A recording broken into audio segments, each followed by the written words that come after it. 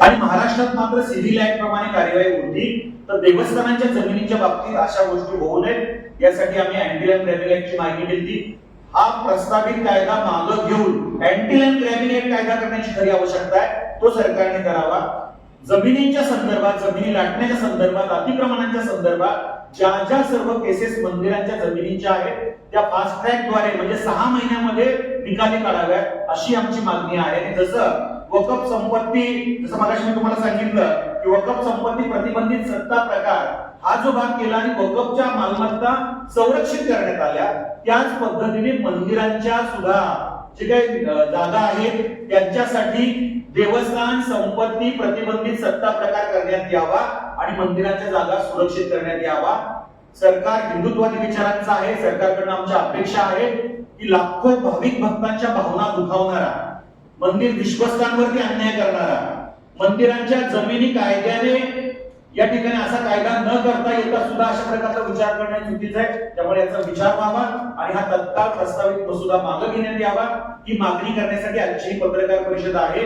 या संदर्भात 15 दिवसाच्या आत सरकारनं भूमिका जाहीर करावी की आम्ही हा मसुदा मागे घेतलेला आहे, अन्यथा संपूर्ण राज्यभर याचे तीव्र पडसाद उमटतील. तीव्र पद्धतीने याला निषेध विरोध केला जाईल. मंदिर विश्वस्त या सगळ्या गोष्टींसाठी रस्त्यावरती यायला देखील तयार आहे. ही सर्वांची भूमिका आहे.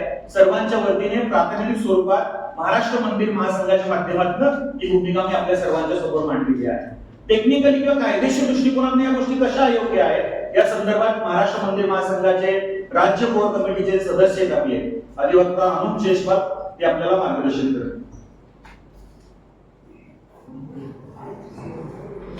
महाराष्ट्रात 3 वेगवेगळ्या भौगोलिक भागात यापूर्वीच पूर कायदा लागू आहे. Tenancy act, agriculture tenancy act. पश्चिम महाराष्ट्रात 1948 चा, मराठवाड्यात हैदराबाद टेनन्सी ऍक्ट 1950 आणि विदर्भ आणि कच्छ रिजन जो आहे तो 1958 चा कायदा यापूर्वी शासनाने लागू केला आहे. आणि त्या कायद्यात कलम 88 ब किंवा कलम 129 ब नुसार देवस्थान किंवा कोणत्याही धर्माच्या धार्मिक उपासनेचे जे स्थान आहे त्यांना त्यांच्या ज्या जमिनी आहेत ते दान मिळालेले असो का त्यांनी खरेदी केलेले असो अशा जमिनीला त्या कायद्यातून सूट दिली. अशा बेसिक कायद्यात सूट दिलेली असताना त्या कायद्याला ओव्हररूल करून जमीन परस्पर हस्तांतरण करण्याचा कायदा बनवणे किंवा त्याचा मसुदा तयार करणे एक चुकीची गोष्ट आहे. आणि माननीय विविध उच्च न्यायालयाने आणि माननीय सर्वोच्च न्यायालयाने वेगवेगळ्या आपल्या जजमेंटमध्ये सुद्धा हे अपील केलं आहे का देवस्थानमधील मूर्ती जी असते ते कायदेशीर व्यक्ती असते आणि ते मायनर असते, त्याच्यामुळे त्याच्या हक्काचं संरक्षण करणे हे कोर्टासह राज्य शासनाची सुद्धा जबाबदारी आहे.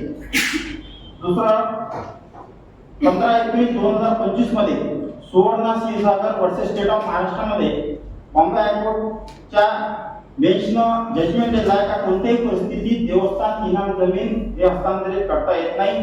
त्याला वर्षभरातच सुप्रीम कोर्टनं ते त्याच्यावरची जी अपील आहे ते फेटाळली आणि बॉम्बे हायकोर्टचं जजमेंट अपील केलं आहे. अशा परिस्थितीत जेव्हा लेटेस्ट जजमेंट जेव्हा देवस्थानच्या जमिनी प्रोटेक्ट करण्यासाठी आहे अशा परिस्थितीत अशा प्रकारचा मसुदा बनवण्याचा विचार करणे हे कायद्याच्या पायमल्ली करणारा विषय होईल. आणि मद्रास हायकोर्टनं सुद्धा हा एक जजमेंट दिला आहे का जो कोणत्याही धर्माच्या जागेच्या विरुद्ध ग्रॅबिंग करतो किंवा त्याचं इन्फॉर्मेशन करतो हे क्राईम अगेन्स्ट सोसायटी आहे आणि याची दखल संबंधित राज्य शासनाने घेतली पाहिजे आणि त्याच्यात असा सक्षम कायदा बनवला पाहिजे. त्याच्यावर कार्य करणं अपेक्षित आहे राज्य शासनाकडून. असं न करता देवस्थान किंवा धार्मिक विषय अडचणींनी या प्रकारचं कोणतेही कृत्य राज्य शासनाने करता कामा नये यासाठी आजचं आम्ही प्रेस कॉन्फरन्स घेतली. चेतनजी धर्माच्या दृष्टिकोनातून आपण जेव्हा मंदिरांचा विचार करतो किंवा तर मंदिराला जो अर्पण निधी येतो त्याला धर्मशास्त्रात देवनिधी म्हटलंय आणि जी भूमी देवालयांना अर्पण येते त्याला देवस्थ भूमी म्हटलं जातं आणि या भूमीचा मालक हा देव असतो. तर इथे आपल्याकडे सर्वोच्च न्यायालयाने राम मंदिराच्या प्रकरणात निकाल दिलेला आहे की देवता या मंदिरातल्या ज्या देवता असतात त्या ज्युरिस्टिक पर्सन आहेत आणि लिव्हिंग एंटिटी आहेत म्हणजे जिवंत एंटिटी केली आणि त्यांना अज्ञानी बालकाप्रमाणे म्हणजे मायनर म्हटलेलं आहे. त्यामुळे त्यांच्या संपत्तीची सुरक्षा करणं हे सरकारचं दायित्व घोषित केलं सुप्रीम कोर्टाने. आणि त्यामुळे राम जन्मभूमीच्या कायद्यात रामलला विराजमान कोर्टात केस लढले आणि ते जिंकले. तर आपल्याकडे या सगळ्या देवता ज्या आहेत देवालयांमधल्या या लिव्हिंग एंटिटी आहेत, त्यांची संपत्ती ही त्यांची वैयक्तिक संपत्ती आहे म्हणजे, आणि ती केवळ देवकार्यासाठी वापरली गेली पाहिजे असं आपलं संविधान आणि आपलं धर्मशास्त्र दोन्ही म्हणतात. आता ह्याच्यात असं झालेलं आहे की सरकार त्यांच्या संपत्तीचे निर्णय घेत आहे, तर सरकारला अधिकार कोणी दिला? सरकारला वाटण्याची जबाबदारी नाही, सरकारला संरक्षणाची जबाबदारी दिली आहे सुप्रीम कोर्टाने. तर संविधानाच्या दृष्टिकोनातनं पाहिलं आर्टिकल 14 आहे आपल्याकडे समानतेचं गोष्ट सांगणार. वकफ बोर्डला आपल्याकडे वकफच्या भूमींना 2016च्या कायद्यानुसार संरक्षण दिले गेले नोटिफिकेशन नुसार. आणि देवता मग त्याचवेळी आपल्या देवळांच्या भूमीला संरक्षण का नाहीये?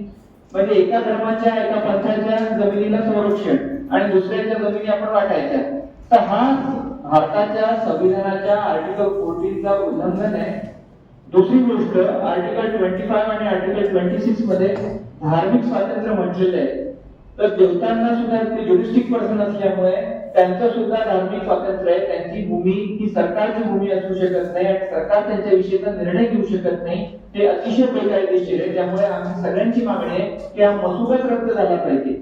आणि जर हा मसुदा रद्द झाला नाही तर महाराष्ट्रातली सगळी मंदिरं छोटी मोठी आपल्याकडे अनेक प्रकारची मंदिर आहेत. आपल्याकडे अष्टविनायक आहेत, ज्योतिर्लिंग आहेत, शक्तीपीठ आहेत, ग्रह मंदिर आहेत, संतांची समाधी मंदिर आहेत. सगळे विश्वस्त पुजारी आणि देवतांचे मंदिरांचे प्रतिनिधी एकत्र येतील, रस्त्यावर येतील आणि सरकारला याविषयीचा जाब विचारतील. त्यामुळे आमची सगळ्यांची मागणी आहे की हा कायदा त्वरित, हा जो मसुदा आहे हा त्वरित मागे घ्यावा. सुनीलजी. जेव्हा वक्फ कायद्याला प्रोटेक्शन दिलं जात आहे, वक्फची जागांना सगळं प्रोटेक्शन आहे, तेव्हा मंदिरांच्या जागांवर आणि मंदिराच्या पैशांवर सरकारनेच फक्त राहतो आहे. तर हा जो कायदा आहे ते अतिशय एकतर्फा आहे आणि आमची मागणी हीच आहे की ही कायदा परस्पर आणि हे violation of clear cut violation of natural justice आहे. तशाच प्रकारच्या आमच्या ज्या कायद्याने आम्हाला आर्टिकल 14 मध्ये आर्टिकल 25 आणि 26 मध्ये जे दिलेला आहे अधिकार, त्या मौलिक अधिकारांचा उल्लंघन आहे. म्हणून हे कायदा त्वरित रद्द करण्यात यावा अशी आमची विनंती आहे.